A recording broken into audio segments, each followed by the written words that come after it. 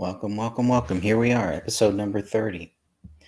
Going to get right into this. There's a few things that I want to try to make sure that I cover. Hopefully, I can get to all of them.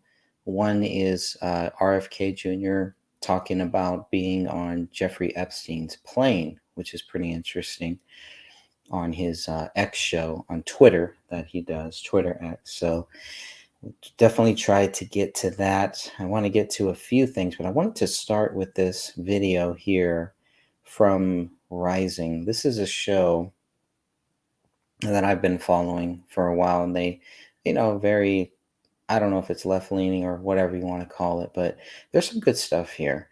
And I just want to play, I'm probably not going to play the whole thing of this, but I'll play a couple minutes of this. Just let's see what's going on in the world of Robert F. Kennedy Jr.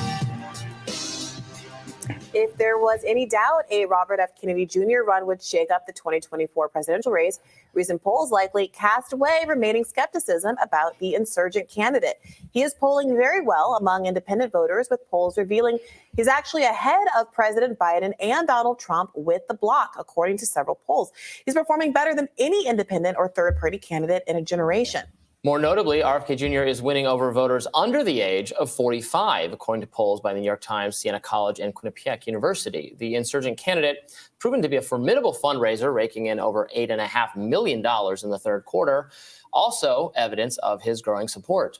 Should announce as well that Jill Stein has said that her Green Party candidacy is a go. Last week, she's getting in for that race, which will also impact Biden's standing to some degree. So we should talk about that. Jill Stein seeking the Green Party nomination. She was the nominee last time around. Cornel West is no longer in the Green, is specifically running for Green Party, running as an independent.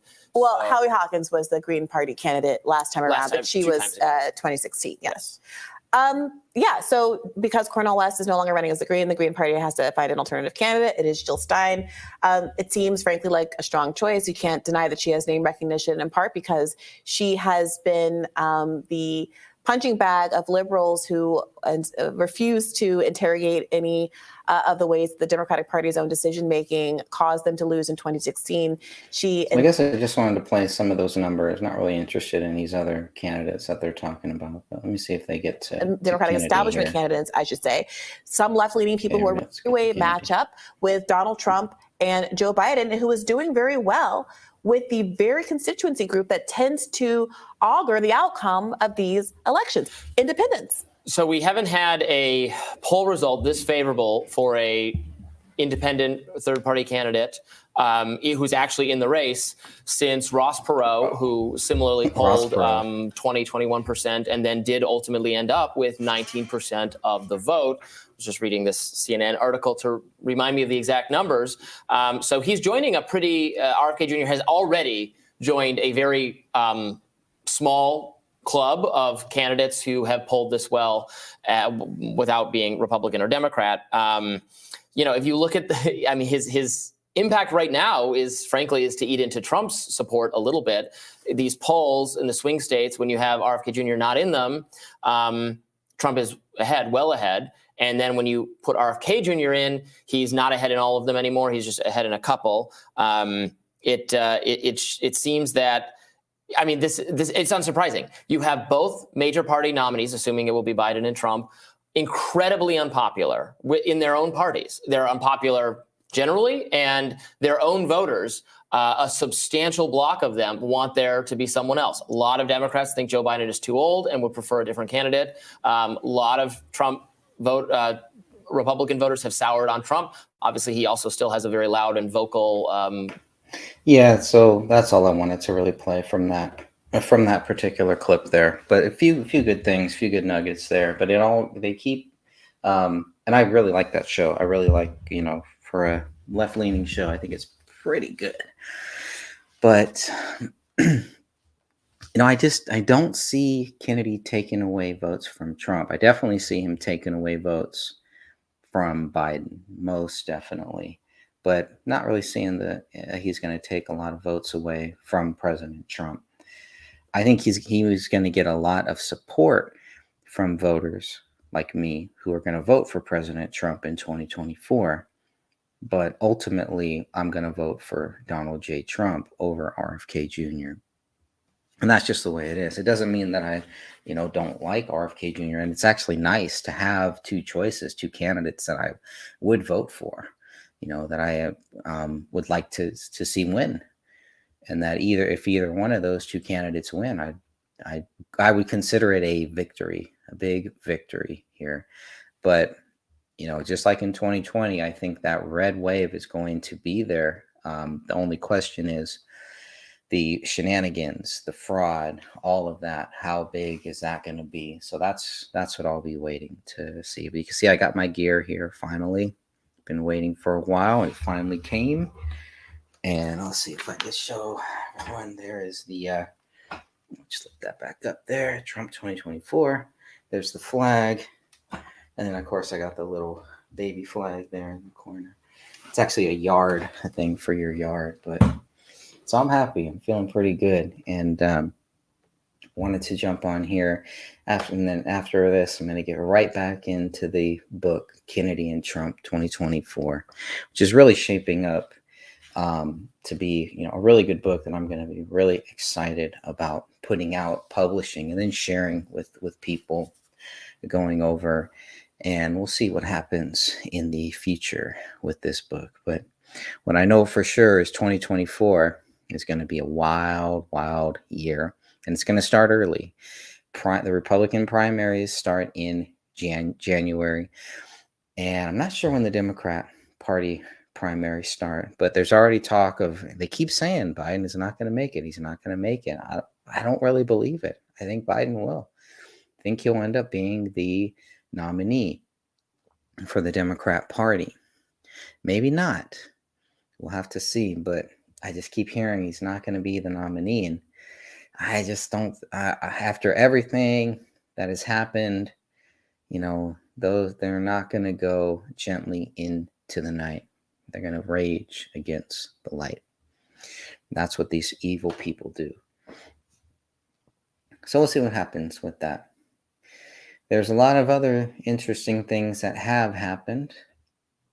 And before I get to some of those, I just want to go through some of these other channels that I do have, because of the way the algorithms are and the way that everything is going. I have been making sure to just basically put different content on different channels to see what happens, to see where it all goes. So this is the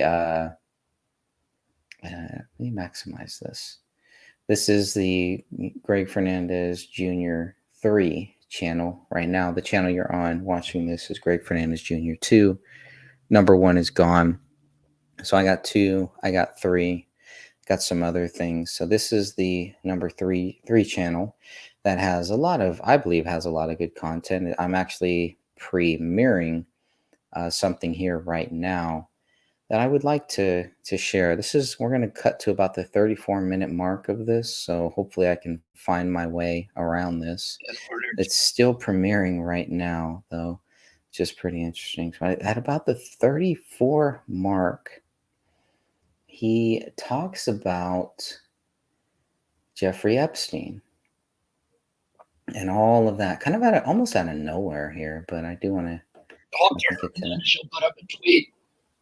We were asked about a 1993 entry from Jeffrey Epstein's flight logs that showed me on his plane, me and my wife Mary and 2 of my kids. Mary was actually pregnant at that time with Connor, my 3rd child.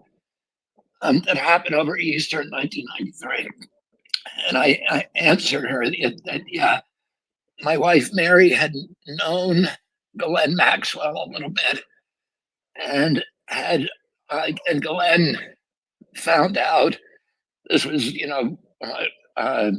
Jeffrey Epstein's girlfriend. She found out that we were going to go to Palm Beach to visit my mother who lived there over the Easter holiday, and she offered us a ride. So I rode on that.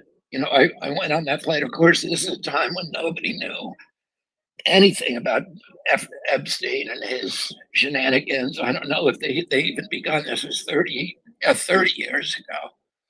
I don't even know if he'd begun all of his saga at that point. I'm sure he was involved in something bad. But there was actually there's another episode. It's the way that the tweet went, that Stephanie wrote the tweet. That was the only time I was on Jeffrey Epstein's plane. But actually, there was another time around the same time. I think it was a couple of months later. And I went again with my wife, Mary, and my two older kids on his plane to Deadwood, South Dakota, to spend the day fossil hunting, to take the kids to Mount Rushmore and to Sitting Bull Memorial, and then go fossil hunting for a day. So we rode out there with them and again rode back, and that was the only time that I'd been on that plane. And of course, I never knew anything about what Jeffrey Epstein never.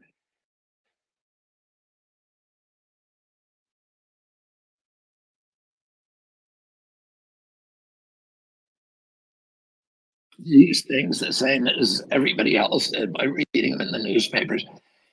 Incidentally, lived in New York at that time and who were operating at a level where, like where I was, raising money for charities, for the waterkeepers and for Hudson River Keeper. I ran into a lot of people whose lives have since turned out to have a lot of very, very bad and disturbing secrets. I knew O.J. Simpson very well. I knew Bill Cosby very, very well.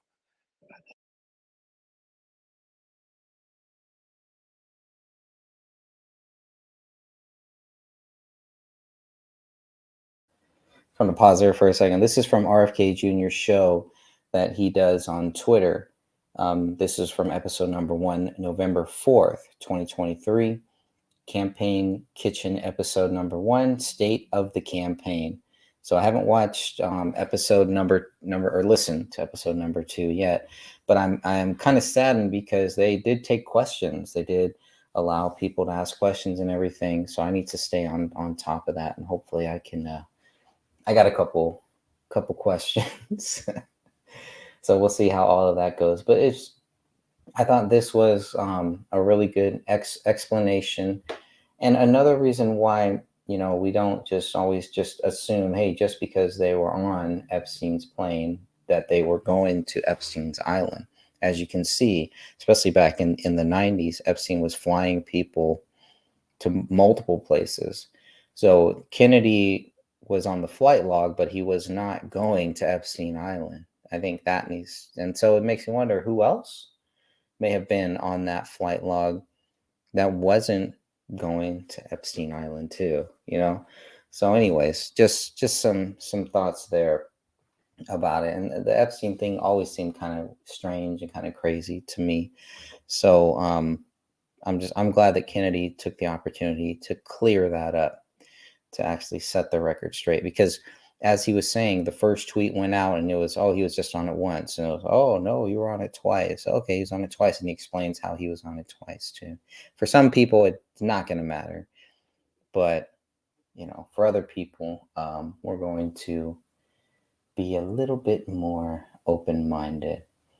All right, so I did want to play that, see if there's anything else from that channel. Again, I just covering, because I have so many channels now. I got like 4 channels that I'm putting out, covering various things about Kennedy and Trump mostly. That's really it. So on this channel, at Greg Fernandez Jr. 3, that's the one that looks like it just finished, the RFK State of the Campaign Kitchen number 1.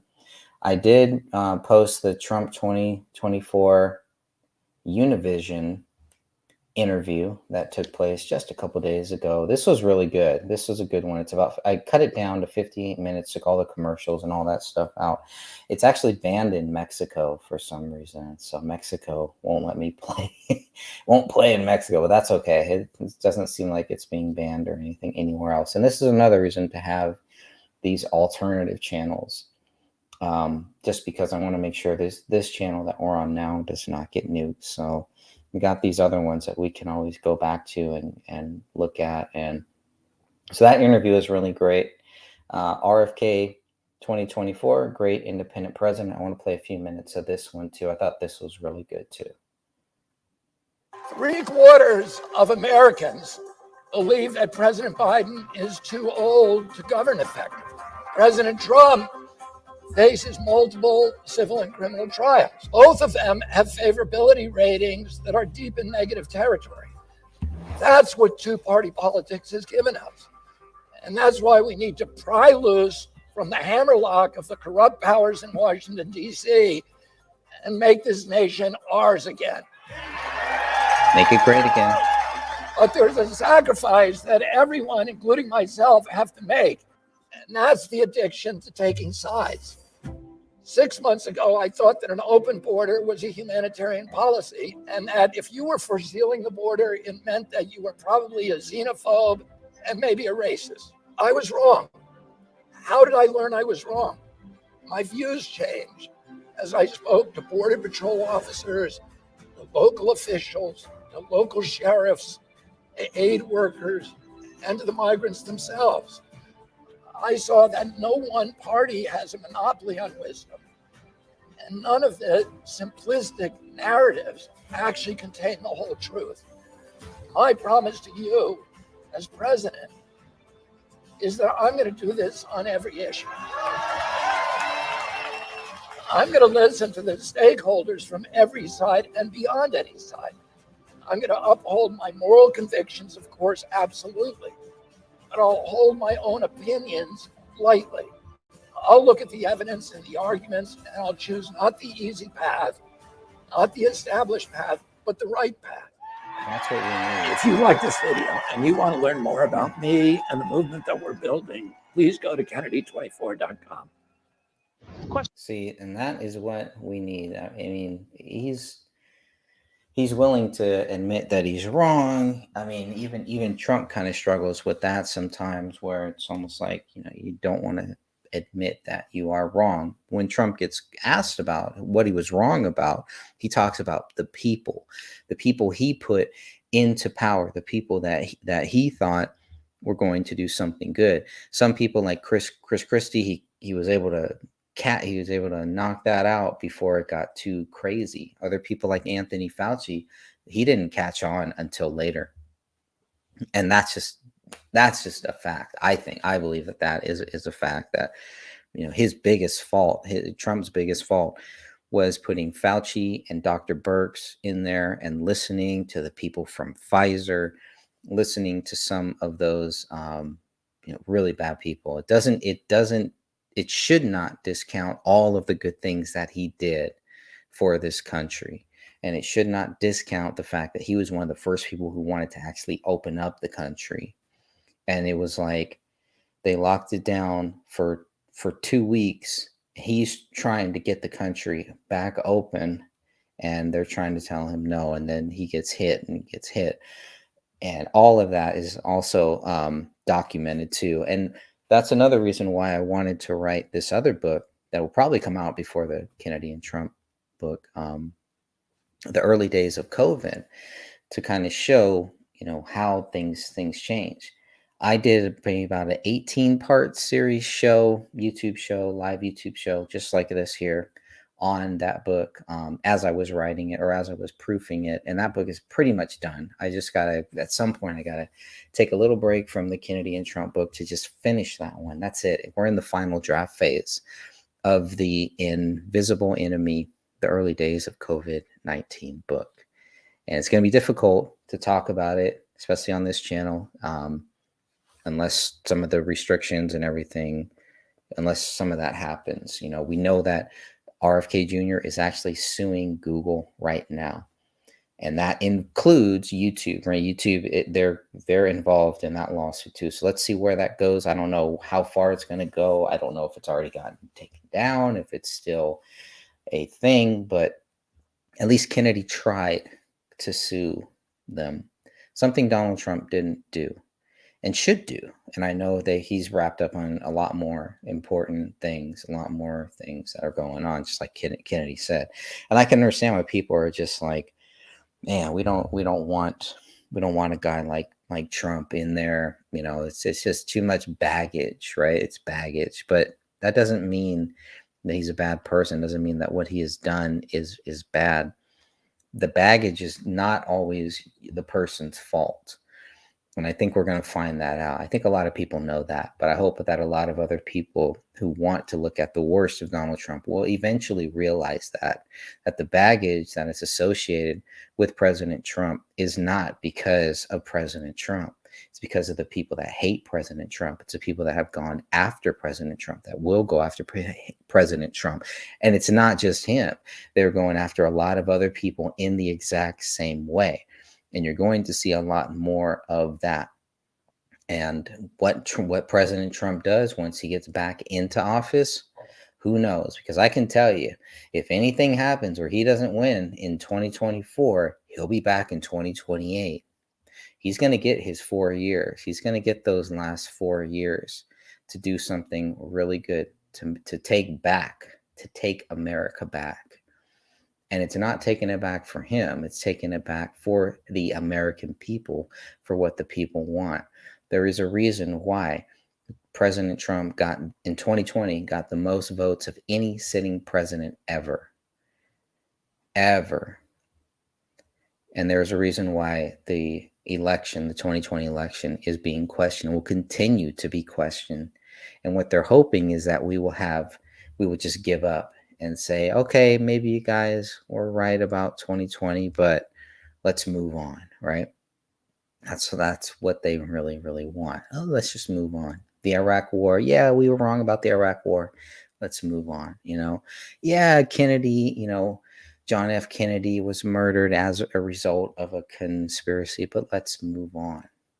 Yeah, 9/11 wasn't really just 19 people with box cutters and who just happened to, pull off this great plan to get all of these different targets, but let's move on. You cannot move on until the facts are out there, until the facts are clear. And I think they are. So at that point, I think a lot of Republicans have moved on because they realize what really happened in 2020. And they realize a lot of, and not just Republicans either, but I think, the more that this story goes on, the more that we are able to kind of go back and look at what really happened in 2020 and why. I think a lot more people are going to understand. Remember, with 911, it took a long time too. It took a long time for people to actually understand. Wait a minute, the official theory of 911 doesn't make sense. JFK, the same thing. This doesn't add up, doesn't make sense. And I think we're going to find some of those similar things. So, getting back to it, let me see if I have anything. Okay, so that's all. I think you know what? I'm going to play maybe another minute or so. Neil Cavuto. Let's see what Neil has got to say here. I found this one. This is a good clip. Couldn't find it on YouTube, so I had to rip it. Question for you. What is the difference between winning a race and just disrupting the race? The rap against third-party candidates has always been they really don't get anywhere. They might actually influence the vote for whoever wins, but never themselves. But history suggests otherwise. Ross Perot, for a while, even when he dropped out of the race and returned to the race in 1992, did finish getting 19% of the vote. Some say he tipped it to Bill Clinton. We really don't know for sure in that particular battle, but we do know that Robert F. Kennedy Jr. right now, I think I said 22%. He's actually polling at 24% when pitted against Donald Trump, who's at 29%, and Joe Biden's at 30%. Now, Sands should look at that. I mean, with young voters at 34, and I don't really trust the polls. I don't get into the polls and what the polls say. It's just not. It's not accurate. It's not accurate. I've never found these polls or anything to be accurate. I'm not a big mathematician either, though. So there's obviously some rhyme, some reason, and they can use that later on to back it up. Hey, were the polls right or were the polls wrong? And we can debate that all day long. You take a different number of polls from a different area, you're going to get different results. But there are a lot of people that listen to these polls, that watch these polls, and looking at the polls, I mean, you can really see Kennedy is rising. Kennedy is rising up. Donald Trump is thriving. And Biden is just kind of limping on, just trying to make it there, And that's really it. That's all that they calculate. But I don't like this notion that, well, if you don't vote for, the Democrat or the Republican, then your vote doesn't count. You're wasting your vote. It's not a wasted vote at all. I'll never buy that. I'll never believe that if you go and you vote for whoever you want to, even if you know they're only going to get 5 votes, maybe 1 vote, if you know I'm going to write in this person, at least you took the time to go and vote. That's a big deal. And that means a lot. And that is how you make America great again. Get out there and vote for the best candidate. Don't do tricks. Don't try to trick other people into voting for who you want. Vote for the person that you want to vote for, regardless of what anybody says, because those votes count. They are recorded votes. And, barring some 2,000 mules or something like that, hopefully the numbers are accurate. But we know that God knows for sure. So even if the votes are not, even if you vote and something happens and you find out your vote did not count in the eyes of this country or any country, it counted in the eyes of God. And you voted. You took the time to go out there and vote. And you should be proud of that. Be proud that you took the time to go vote. Even if you cast an empty ballot, you went down, you casted that ballot. You said, I don't like anybody here. I'm not voting for anyone. I'm going to let you know by casting this ballot that you all suck. And none of you are worthy of my vote. That's another great way. So when we hear about the protest vote, voting under protest, yeah, vote under protest. Go out and vote, fill out the blank vote. And when they come back and say that was this really meant to be blank? Yeah, it was. It certainly was. And make sure that my blank vote counts. Out of how many people voted, how many people voted for no one? And that's an interesting prospect. Interesting things that can happen. Okay. So getting back here, I'm just going to play. I'm done with Neil. I don't think there's anything more I really want to play with him. It's more of the same old, same old. Let's skip around. Let's see if there's anything here. So this is the other channel that I have, Kennedy and Trump. This is another channel that I have other content. So kind of lacking on this one. I need to get some more content up on this page here. So that's another one that I use, at Kennedy and Trump. And then I also have this one, the backup channel, the super backup channel, Kennedy and Trump 2024, at Kennedy and Trump 2024. So this is, and I'm concerned that as we get closer to voting to the general election, I'm very concerned what may happen with the channel that I'm on right now. But that's why, I got all these other channels. Just want to let people know that.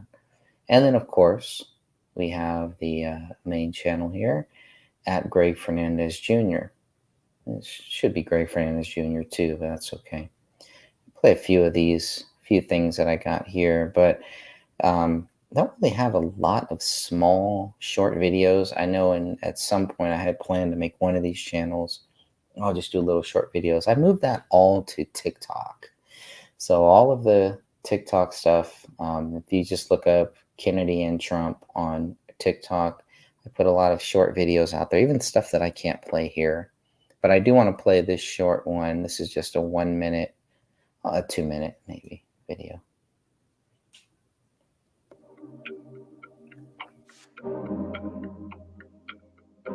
remember in the prior election, Joe Biden got 51% of the vote, Donald Trump 46% of the vote. Why does this matter? Because of these swing states, Brian? Yeah, so here's the difference on the national poll. Trump, despite 91 charges and 4 indictments, is a choice, even when you break it down, of the majority of the American public so far as we look at it. Yeah, so when we look at the battleground states, this is the key. Yeah, so a little bit of a recap right here in Nevada. Biden won this by 3 points, a couple thousand separating Georgia and Arizona. And then you got Wisconsin that he won by 1 point. You got 3 points in Michigan, and then you got 2 points in Pennsylvania. Right now, this is the only place that Biden's winning. How extraordinary is this? Georgia is suing him, by the way, after the way he acted after losing the election. I'm talking about the President of the United States. And so the people of Georgia say, I'd rather have him than Joe Biden. But there are some mulligans, some outliers that are really going to mess with this race. Well, because you got some folks that are going to just want to be disruptors in the race. They outside the major party. Outside the major party. So RFK said, look, I tried to do it within the Democratic Party. I tried to work with you guys, but y'all pushed me out, so now I'm in. Apparently, he's getting 24% support in 6 swing states, Brian. Right. He said, I don't even want to run as no labels. I'm going to run as RFK Jr. And we'll see. I don't even want the green label. This is the highest mark for a independent candidate since Ross Perot, before he dropped out and got back in.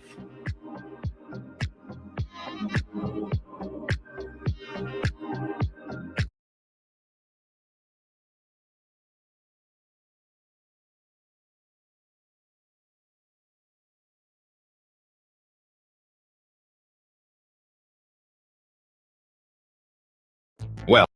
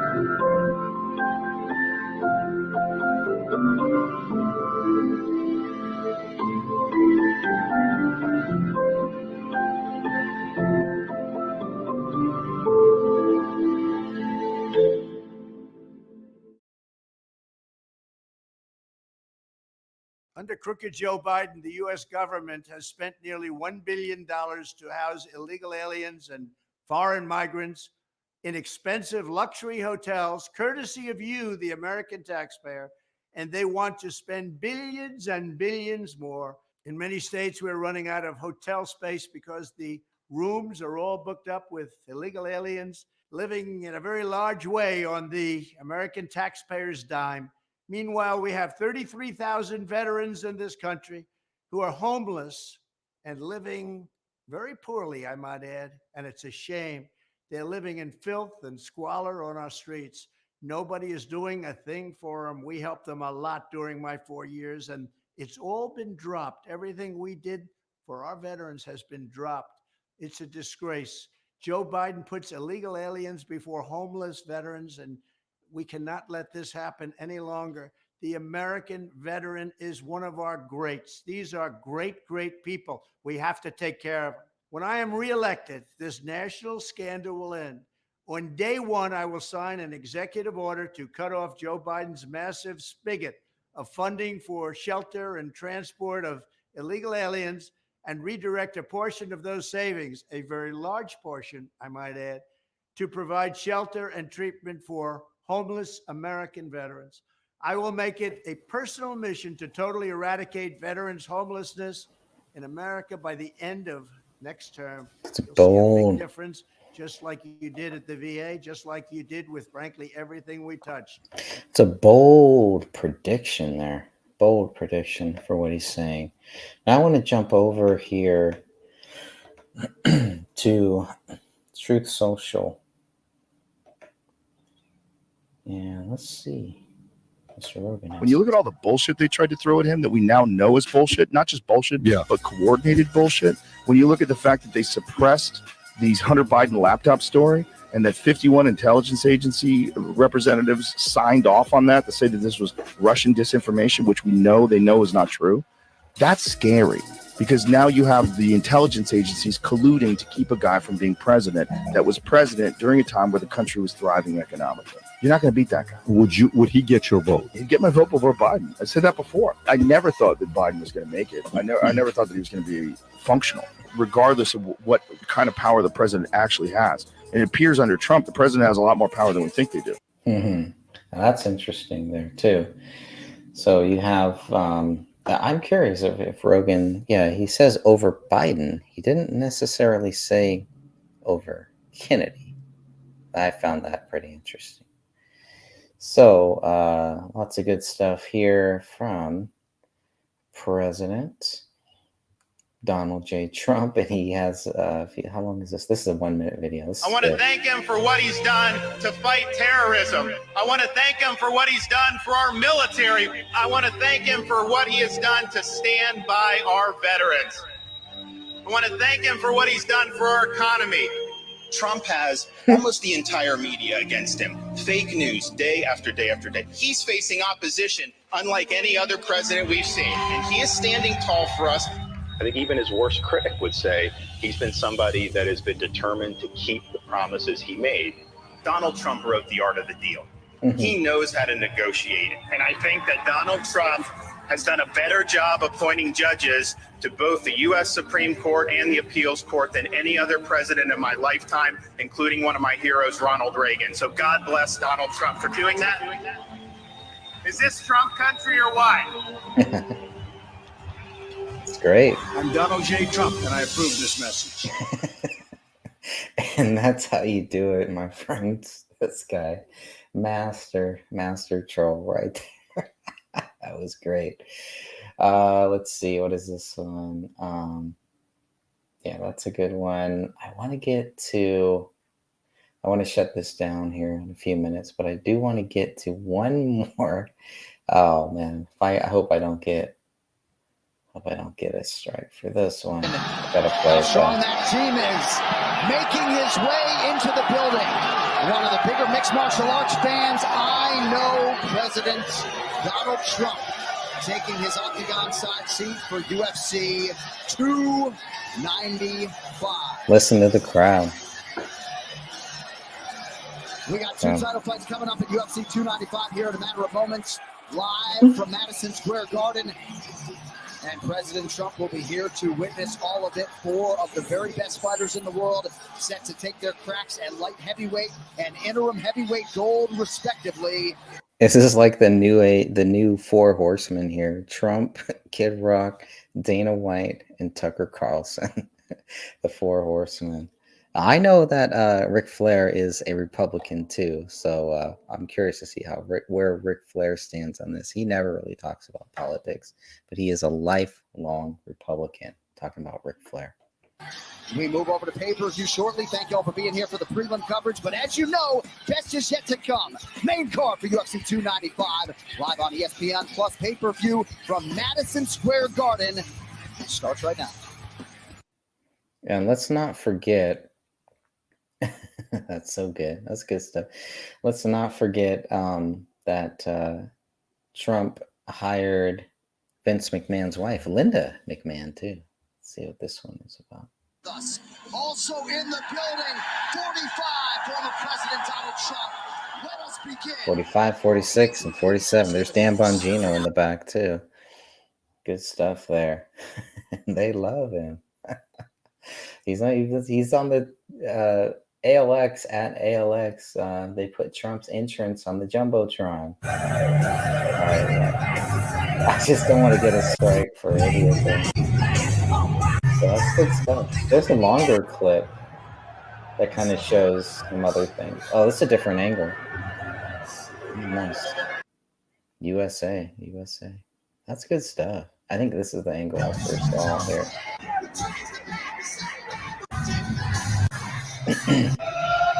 It's the music. I'm worried about the music here, getting a strike for that, but this one that I saw here. There we go. Music stopped.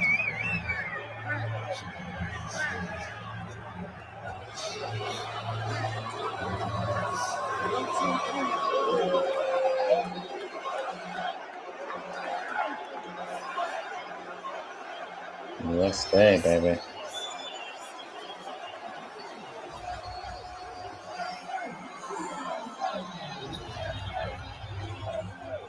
Listen to that.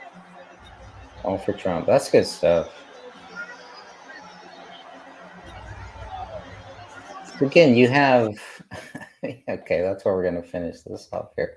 You have two of the most popular candidates, maybe ever in a long time. I don't know, but yeah, it's so great to have two choices. I'm so excited. I got to get back to my book. I got more writing to do. Showing off the hat. I love the hat. I need some Kennedy gear though here too, because I'm a huge Kennedy fan. He's changed my views on a lot of things too, specifically AA, Alcoholics Anonymous. He's changed my view on a lot. On that. That's all I want to say on that. Getting a little too personal. Not for me, but I have had family in it, and my second mom had passed away.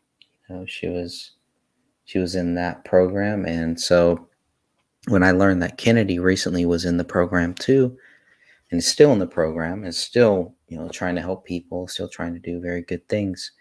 That was pretty powerful. He was on Dr. Drew's podcast, and I remember Dr. Drew and Adam Carolla, the love line from way back in the day. And you're seeing all of these things, it's just like, it's hard. I don't want to say the lines are being drawn, but it's obviously God is showing us, who stands where. And it's nice to see these candidates that can just break through the stage here and just say, whoa, hold on. Let's really get to some real issues. And I think that's a lot of the problem people had with Hillary Clinton back in 2016, because it was just the same old. And even with Biden too, it was even worse here. But Barack Obama, Bush's, it's just all the same. Like, man, we've heard this script. And then you have a guy like Trump who comes along and flips that script on its head. And then you have Kennedy now, who's pretty much taking it to the next level here. These guys are really on the same page. I think Kennedy and Trump, they're on the same page. Might as well be on the same team. And I think that's why a lot of the people that were going after Trump, now they have to kind of wait a minute. Oh, we got another threat here too. We got Kennedy over here, we got Trump over there. And it's like they're just being hit from both sides, like a military op almost, being hit from both sides. And it's great. And I'm happy to watch it. I'm happy to see it happen, because I don't believe a lot of people in this great country, the greatest country ever, want just two choices, two parties, and that's it, and so we need options. I'd love to see Jesse Ventura throw his hat in there, because now that I thought Kennedy was going to join one of the major third parties, and there's like over 200 political parties in this country that we never hear about, right? We only hear about two, but there's a lot of other parties out there too. So who knows now that Kennedy is he's running on his own as an independent. The door is still open. Who is going to be the libertarian candidate, as Jesse Ventura has made clear? What would that look like if he runs as a libertarian and sneaks in there and steals everybody's votes? It might be cool to see. But you see, the focus is not on Biden, just like in 2020. It's not on Biden, and anything that he does gets criticized. Biden, he couldn't get that many people to a rally. He's not debating. There's the primaries are just going to be like, who are you going to vote for? Why even have a primary for the Democrat Party? Because they want, but just say you want Biden. We're not going to have a primary, and that's it. Done. Right? Biden didn't have to do much because of COVID. He didn't have to really get out there, and there were no real challengers later on. So, but we'll see what happens now in 2024. God bless you all. Thank you all. And I will be back. I will definitely be back at some point here, but I got to get back into this book. Let's take back America, make America great again. God bless you all. Don't forget 10 commandments, what they are. Remember, Jesus Christ loves you. And that is what matters.